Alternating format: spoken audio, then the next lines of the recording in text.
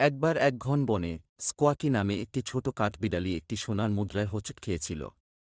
উত্তেজিত স্কোয়াকি এটি রাখার সিদ্ধান্ত নিয়েছে, এটি যে সম্পদ আনবে তা কল্পনা করে। কিন্তু বাড়ি ফিরে তিনি লক্ষ্য করলেন তার বন্ধু হপি খরগোশকে বিষণ্ণ দেখাচ্ছে। হঠাৎ ঝড়ে হপি তার সমস্ত খাবার হারিয়ে ফেলেছিল। স্কুইকি তার চকচকে মুদ্রা সম্পর্কে চিন্তা করেছিল, কিন্তু বুঝতে পেরেছিল যে এর প্রকৃত মূল্য বন্ধুত্বের সাথে তুলনা করা যায় না।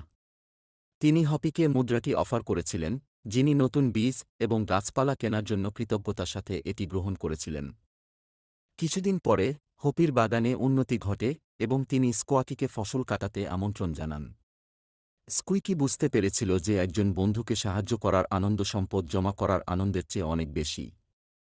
বনের প্রাণীরা স্কুইকির নিঃস্বার্থতার প্রশংসা করেছিল এবং তার ভালো আচরণ তাদের সবার মধ্যে একটি শক্তিশালী বন্ধন তৈরি করেছিল।